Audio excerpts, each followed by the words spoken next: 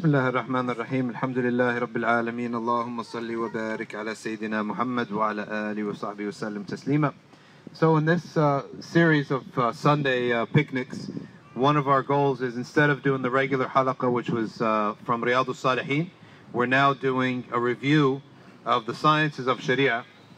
So it's a little slightly more technical than the regular halaqah, but it's also more beneficial because we get into some meaty subjects. So today, what we're looking at is Aqidah. We're on the subject of Aqidah. Your sciences of Sharia. It sounds like a big word. You could summarize it as your sources, your means of interpretation, and then your offsuit sciences. So the sources are the Quran and Hadith. We talked about Ulum al-Quran, the first halaqah. We then talked about sciences of Hadith. That was actually Mufti Niyaz. And then the second two are the means. How do we interpret and understand these two sciences? We interpret and understand them through, number one, usul al-fiqh. What is usul al-fiqh? It is the logic of understanding Quran and Sunnah. So usul al-fiqh is a branch of logic. It's a branch of what we call mantiq, logic. Logic is how to use your intellect properly, the correct usage of the intellect. And logic, really, if you need a 60-second summary of mantiq or logic, you really are going to rely upon two simple laws, simple adillah or laws, okay? And the Arabs have two, the Westerners had three, okay? And the third one is really, you can add it or not add it, doesn't matter. The first law is al-hawiyya, okay? Al-hawiyya, the qa'ida of al-hawiyya, which means that the huwiyya comes from the word huwa, right? And it is the law of identity, which means that when a thing means a thing, all right? And it's really almost a linguistic matter where every word has to have a concise definition, okay?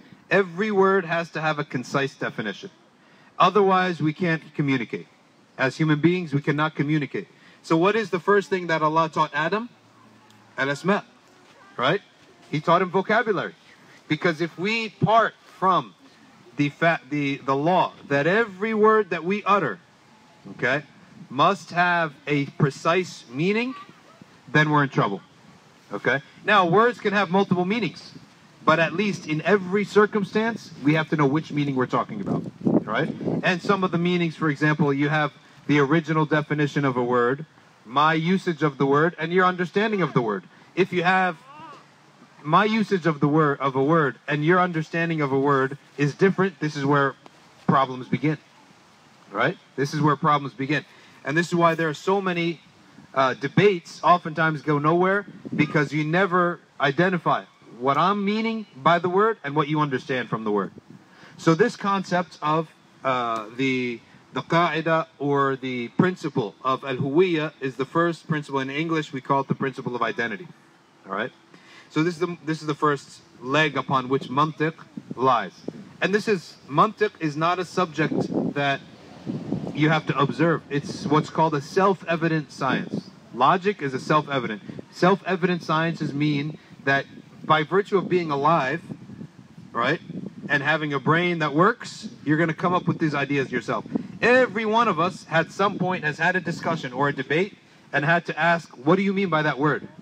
I say, oh, that's what you mean. No, I meant something different. And all of a sudden, this dispute is done, right? So that's the first one. The second one is the rule of Adam al-Tanaqud. Qa'idat Adam al-Tanaqud, right? That the rule of non-contradiction. That in any speech, whether it's a sentence, a book, a paragraph, a constitution, a legal document, it cannot contradict itself.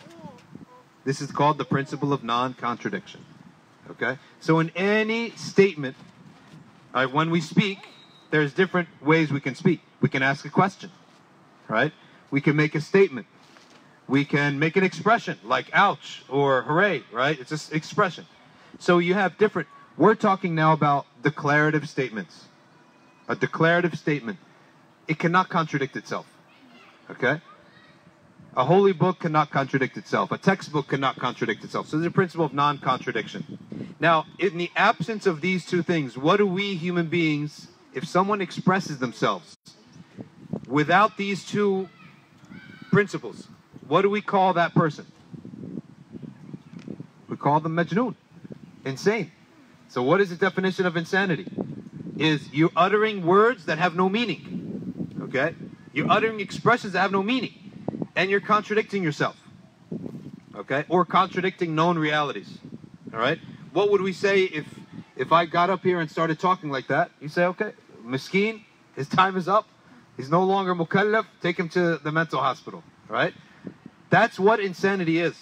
So logic and aql, it's literally the same. When we say baligh aql all over the books of Islamic law, you say, when does something become obligatory? When he becomes baligh aql. When he is mature, physically mature, past puberty, and he is aql. He has an intellect. Okay? So that he's not talking gibberish. What's this? A marker of a child? Talking gibberish. Okay? So this is basically the two simple, if you need a simple two legs of what is mantiq, what is aql, okay, this is what it is. The science of logic. And then the science of logic expands from these two. Now the Western tradition added one more, which we can add too, it's no problem. And it is the idea that if you have a declarative sentence where every word is precisely defined and it does not contradict itself, okay, then it must be either true or false. There's no third option. And they call this the rule of the excluded middle. Okay, which I would rather call it the rule of no third option, right? Because what does excluded middle tell you? It doesn't tell you anything, right? But if you phrase it as the principle of the no third option, right, then you know that there are two necessary options, either true or false. So if I say the sky is blue, it's a statement. We know what the sky is. We know what blue is. Okay, and we say it's true or false. It cannot be in the middle. Okay, cannot be in the middle. If you precisely, that's mantiq. Usul al-fiqh. Everything has its own form of logic. Okay, so usul al-fiqh is the logic of how to understand the Quran and the Sunnah without contradicting yourself. Okay, without falling into contradictions. The fourth science of Sharia is also a source or a tool, and that is the Arabic language. Now, the reason that our religion is able to last the test of time, and I'm telling you, I was watching yesterday Boris Johnson, the new Prime Minister. He has a book. Now, you don't know these people if they're putting on a show. Are they really that dumb? There's got to be some brains up there, right? You can't be Prime Minister of England with no brains.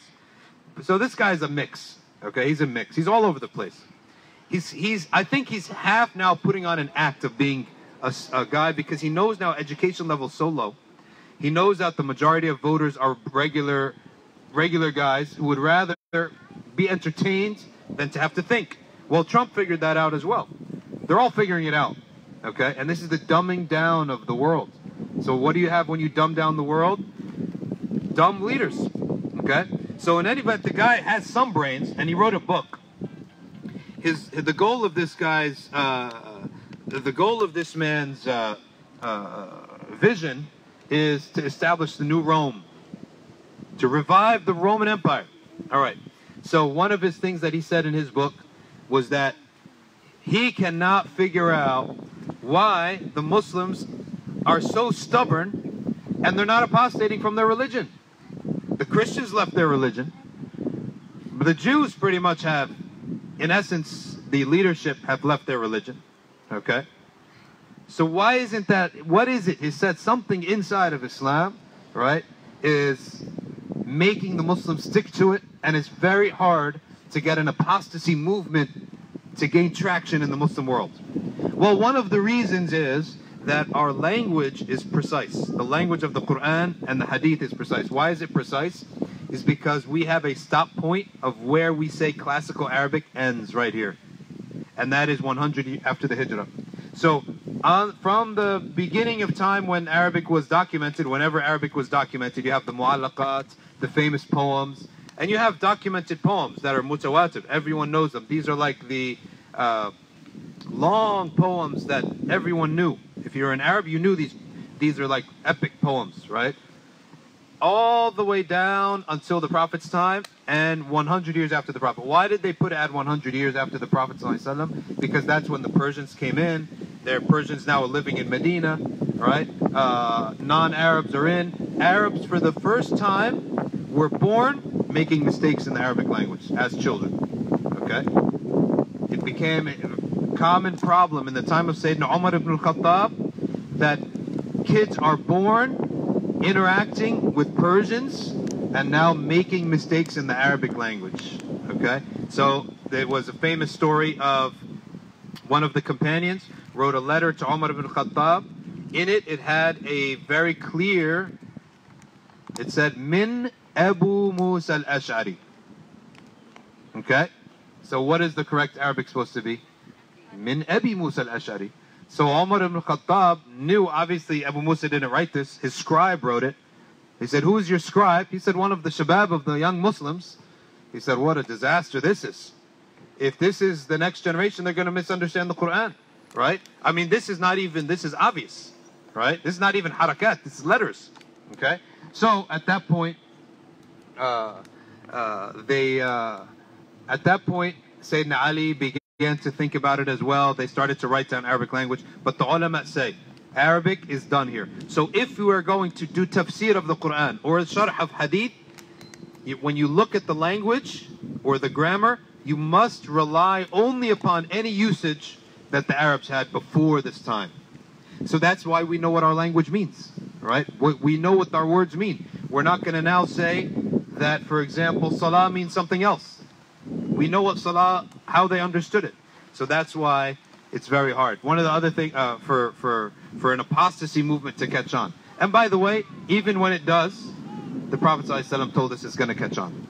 Right? He told us it will come, an apostasy movement will happen in the ummah, right? And it will pass, and the ummah will still survive that. But one of the other funny things, as an aside, that Boris Johnson said, he said, everywhere Islam has went, it's brought destruction with it. I want to find that exact quote so I can say, unlike the British Empire, right? I mean, what is he talking about? Of all people, to make a criticism like this, wherever they left the country divided, okay, and they made sure that they were fighting each other.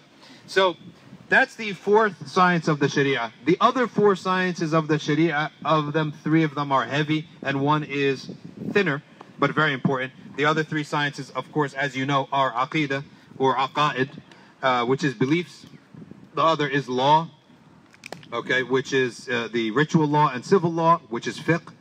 Okay, and you spend your lifetime studying fiqh. The other one is tazkiyat an-nafs or tasawwuf or suluk, which is how everything to do with the heart. The aqaid have to do with the intellect. Fiqh has to do with the body, and aqaid has to do, and tasawwuf has to do with the heart. And then, we call it tazkiyat an-nafs. And then the third one is what we call signs of the end of time. And we're basing this off of the hadith of Jibreel alayhi salam, in which Sayyidina Jibreel came and asked the Prophet sallallahu alaihi wasallam, what is Islam, Iman, Ihsan, and akhbirni an as-sa'a wa amaratiha, and the signs of the hour. So in these picnics we're reviewing, and today we are on the topic of aqaid. Now the topic of aqaid is divided into subcategories. All right, the subcategories. The subcategories of aqaid are, number one, the rational basis, ilahiyat and nubuwat. When we say ilahiyat and nubuwat, we're first speaking about the rationally comprehensible, or the rational evidences for the existence of a creator, okay, and the rational evidence why to believe in the Prophet Muhammad sallallahu alaihi wasallam. Now these sciences, these two branches, they oftentimes are not needed in an all-Muslim world, in an all-Muslim community. There was a time where 99% of the Muslims were born and raised in a majority Muslim nation and never ever came upon a doubt. Never came upon anyone to tell them, are you sure there's a God, right? Are you sure the Prophet, or give them any type of doubt. So these subjects, they wither away and they're not needed. However, in a world where you're born not only in a multicultural cosmopolitan world, and the whole world is, if you're online, the internet is multicultural and cosmopolitan. It's all ideas are there. And if you're in Nebraska or if you're in Mecca, you're online. So you're going to be exposed. In that type of environment, the sciences of the rational basis for belief in God and His Prophet ﷺ elevate and become extremely important. They become fard ain upon every Muslim to be taught these things. So that when they go and interact with the world, and our religion is not one of be a caveman. You have to interact with the world to some degree, all right? At that point, a person has to know why they believe in Allah and why they believe in the Prophet, and be able to put pen to paper and say with words that we all understand and evidences that we all understand, okay, why we believe in these things. And then the third branch of aqa'id is called as-sam'iyat. As-sam'iyat are everything that we believe solely from revelation, that there's no rational basis for it. All right? There's no rational basis or observed basis to believe in angels, for example. You can think until tomorrow. You're never going to come up with the idea that you have to believe in angels. But it's from the aqidah, right? How about the name of Allah? How about all of the things in the Sharia? Okay? How about the Yawm al-Qiyamah and the life in the grave and the su'al of Munkar and Nakir and Raqib and Atid? Okay? And all of these things, alamat al-iman, alamat of hypocrisy and faith, all of these are called sam'iyat. So once you have accepted belief in Allah and His Messenger sallallahu alaihi wasallam with your intellect, now you accept everything that comes from them. We call those sam'iyat. And it's no different than a doctor. Let's say now you're having a baby, or you have cancer, or something like this. You have to pick a doctor. This is a big question. Let's say cancer, because that's a big question, right? Nobody goes and just goes to the local cancer doctor, okay? You don't just go to a local oncologist, the first one that you see. Everyone sits down with the family, and they sit and they go through the websites, and they go through the reviews, and they call, and hey, you had cancer, what doctor did you have? Hey, you're still alive, I mean, who was your doctor, right? You go around and you make calls, and you think, you use your brain. What do you use? You use what you know to gain more information about which is the right doctor to follow, okay? What is the right doctor to have? And once you agree and conclude, you make a short list, all right, these three, then you sit, all right, this is going to be our doctor. Once you choose your doctor, you don't question him again, right? Once you choose the doctor, now the doctor says, all right, you're going to come to me and you're going to take this medicine. You're not going to now go research if he's right or wrong. Khalas, you accepted the expert, now you accept everything that comes with him, right? So in the same way, once we think and we recognize, yes, Allah is true, Prophet Muhammad is true, all right, with our brains, other prophets are other claims of prophecy are false, or other religions have been altered and they cannot be followed anymore. They're not reliably transmitted. Now we accept everything. Those beliefs which we simply accept from Allah and His Messenger are called sam'iyat. All right, what is the fourth pillar or branch or subcategory of aqidah? It is radd al-shubuhat. Radd al-shubuhat. Now you're going to have misbeliefs. There's disbelief, but you also have misbeliefs, which you could say misunderstandings or false understandings inside the religion.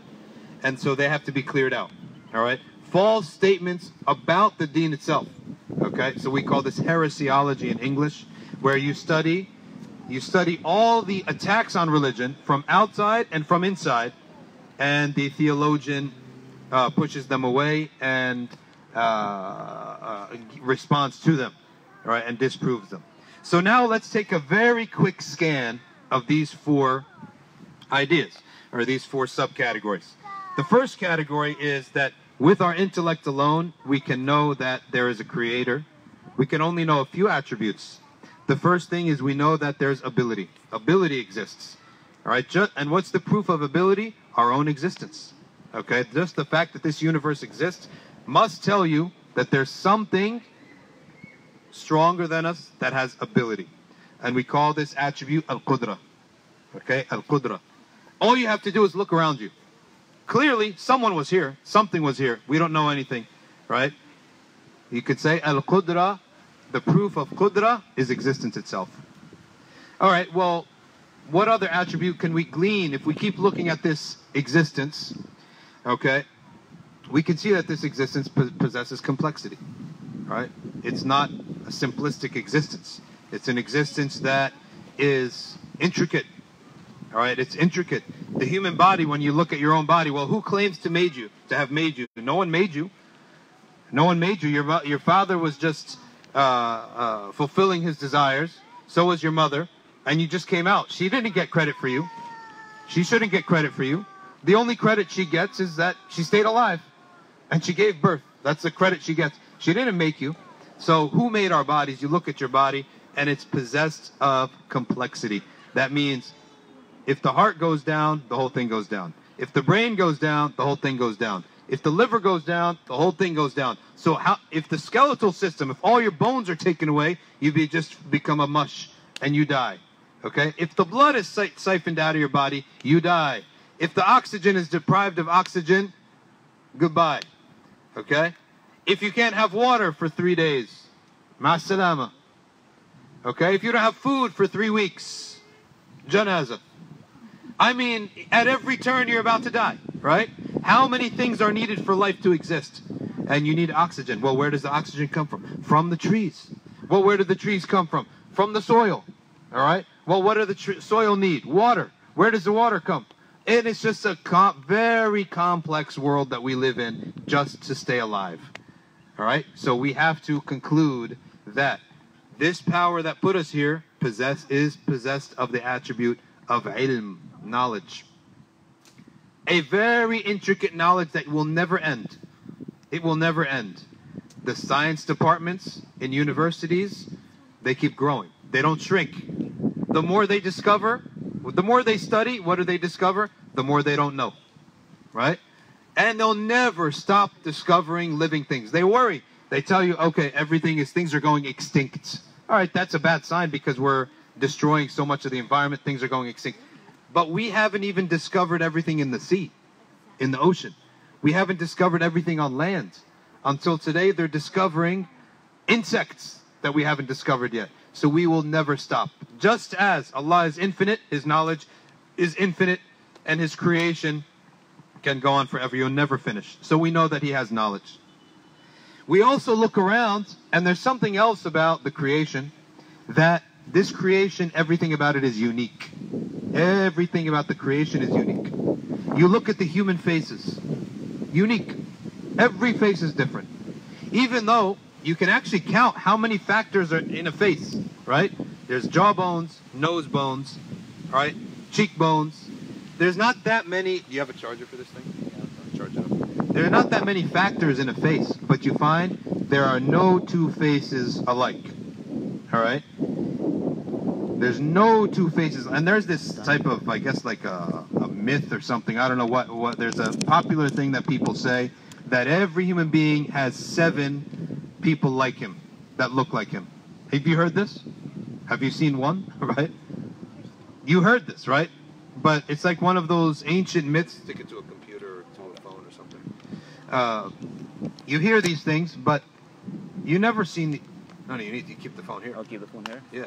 We need to keep the recording. Okay. So just bring a computer or something or stick okay. it in. But you've never seen this. So this is one of these myths that's popularly said that there are 7 people that look exactly like you. Well, show me one. So you can't use this as an argument. So we find also that every animal is different. Are there 2 zebras with the same stripes? Are there 2 cheetahs with the same dots? Are there 2 snowflakes that are the same? So what does this tell us? This tells us that there is variation in the universe. And if there is variation in the universe, then the creation is occurring on purpose. Okay? The creation is occurring on purpose. The creation is not happening by accident. The creation is not happening as a law of nature just spitting out creations. We call this in Arabic sifatul irada. Irada. Also known as volition or will. volition or willpower. Okay, so or will. So this creator is creating on purpose, by design. All right, intentionally. You look at trees. Trees are one of the most amazing things. There's no two trees that have ever grown with their branches identical to one another. The branches of trees are always different. But unlike human beings, when we make stuff, how do we make things? Exactly the same. When we make a factory, right, we make the factory exactly the same. Only now our factory prints learning through code to be different. So that if you buy a pair of cheetah striped pants or whatever, or a jacket or whatever, some companies now have made the factories now make it different, but the price is going to be higher because it's not efficient. Something's got to move for every print, okay? But the point is, we can discern just by observation the attribute of volition or will, intent.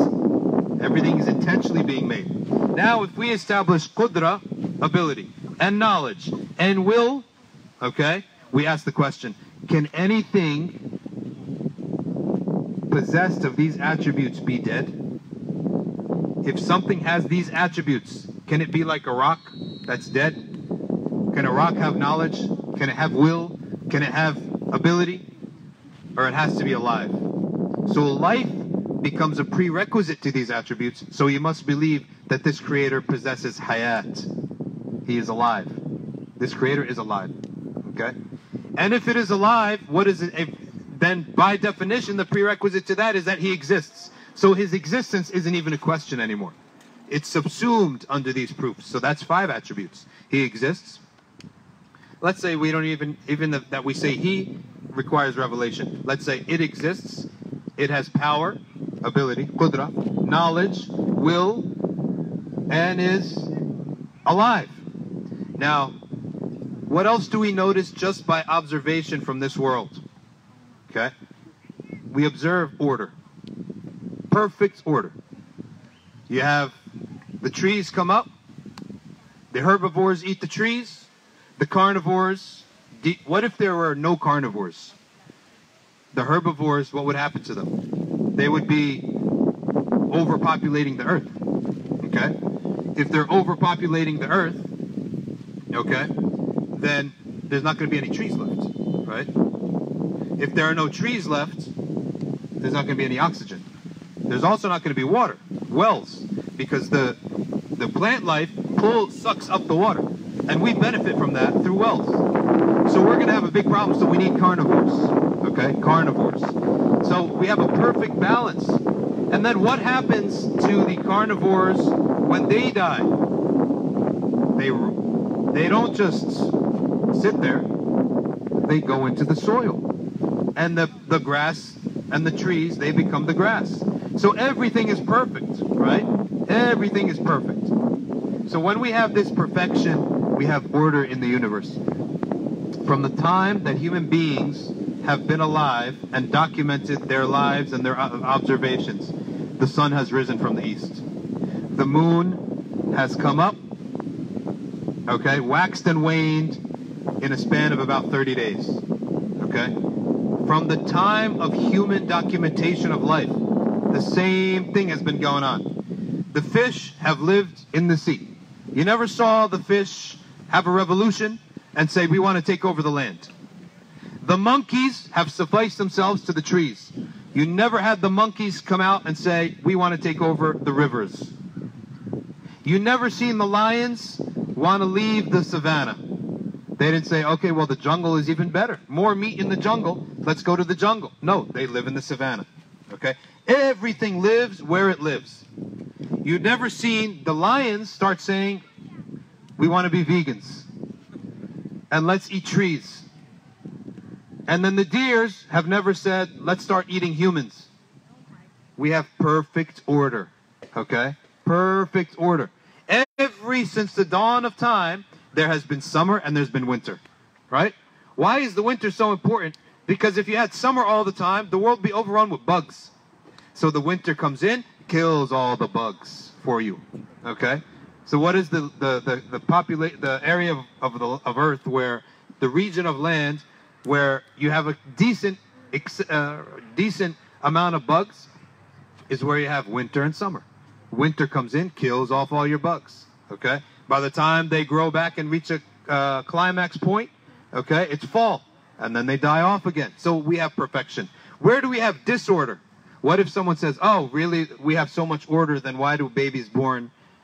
Why do we have wars? And why are babies born with cancer or deficiencies or crack babies? Or why do people get cancer? And why do we have wars if we have so much order in the earth?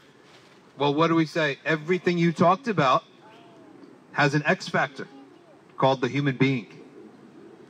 As long as the human being is out of the picture, you have perfect harmony. So what does this indicate to us? Order must indicate, wherever you are, oneness of authority. You can never have two authorities going at it, okay? You never have two authorities produce order.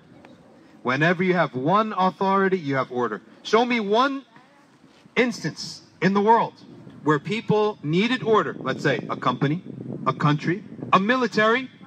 Show me where people needed order and they assigned two leaders at the same time. Show me one example where they assigned two leaders at the same time. Show me one company where you have two controllers. If we all divided up a company and everyone here in this picnic owned 2% of the company, okay? And then you registered it as we all own 2% of the company. What are they going to tell you? They're going to come back and tell you, you must pick one person to run the company, okay? You can't run the company by having a vote of 50 people every single time. Or if I own 2.1% of the company and you all own 1.99%, I am by de facto the controller of the company. Who sets that? The government has set these rules. Why? Because you cannot have multiple authorities. You have to have one leader. Okay? So oneness on this earth, oneness always, order indicates oneness and vice versa. And on this earth, okay, complexity indicates knowledge. And on this earth, randomness always indicates destruction. Okay? Randomness always, someone says to you, okay, well, maybe this universe came about out of randomness. All right, just random. All right, we say, show me one time, one instance in all of human history where a storm produced something functional and beautiful, where an earthquake produced functionality and beauty. Okay? Order is oneness, and functionality is knowledge. It's by necessity. So we now have another attribute of this creator, and that is he is one. This creator is one. Just by the virtue of the existence of order in the universe. Now, if he is alive, then he must have perception, and perception requires hearing and seeing, so we believe in those. So this is basic summary of a few attributes. By our intellect, we can discern them. Okay? Now, what don't we learn from the intellect? What don't we know? We don't know the name of God. We don't know that he's even called God. We don't know that he wants to be worshipped. We don't know anything about the soul. So all of it gives us is a few attributes. Now, in the past, there were people who were considered the believers of Allah subhanahu wa ta'ala only by discerning these attributes. What do we call these people? Anyone know what they're called in the Quran? As-Sabi'een. They're called the Sabians or Sabi'een. What does Saba mean? Saba means apostate. What did they apostate from? From paganism. These were the people, Shabab, usually some few people, that were born and raised in a pagan environment or animistic environment, okay? In which, and all of non-belief always goes back to one of two things. Either worshipping nature or worshipping false gods, pagan gods that symbolize their tribe or whatever. Now, in the modern time, what do we worship? What is, if there's no Islam, right, and no religion, what do people worship? People are animists today. But animism changes depending on what dominates you, right? So in the past, the sun was so important they used to worship the sun. Or the ocean was so important they made the ocean a god, the sun is a god, the moon's a god. Well, what happens when the human being has gotten so smart that he can shade himself from the ocean, from the sun? He can control the rivers. He can harness electricity. Who's left to worship on the earth? Ourselves, right? So what do we call this religion? They called it that, humanism, right? They're basically telling you what they're worshiping. So the idea of humanism is to elevate the human being, because we've dominated everything. What are we afraid of? What is a human being afraid of? They don't have to worry about lions anymore. We don't have to believe that there's a spirit in the jungle. We don't have to worry about the jungle anymore. We know it's gases that make people a little bit, lose their intellect when they go into certain jungles. You don't have to worry about the jungle, okay? You don't have to worry about winter. You don't have to worry about summer. You don't have to worry about anything. You don't have to get meat. Everything is at our fingertips, so we've dominated. So what's left? If there is no religion, you worship yourself. Humanism, okay? So all of pagans, they go either into paganism or into humanism, or animism, which today is its form is worship of the human being. So the people who were born into those environments but had no knowledge of a prophet, never heard of a prophet, never heard of a messenger, all they had was their brain. And they said, from our brain alone, we can discern that this religion is wrong. Okay? And we are not part of this religion. There must be another creator who is not part of this universe. Okay? Who created this universe. We don't know anything about him, but all we know is that this paganism is wrong. Those people were the believers of their times. They were considered the mu'mineen of that community. And they are called as-sabi'een. Now, you will never meet a Sabian. Why is it that you will never meet a Sabian?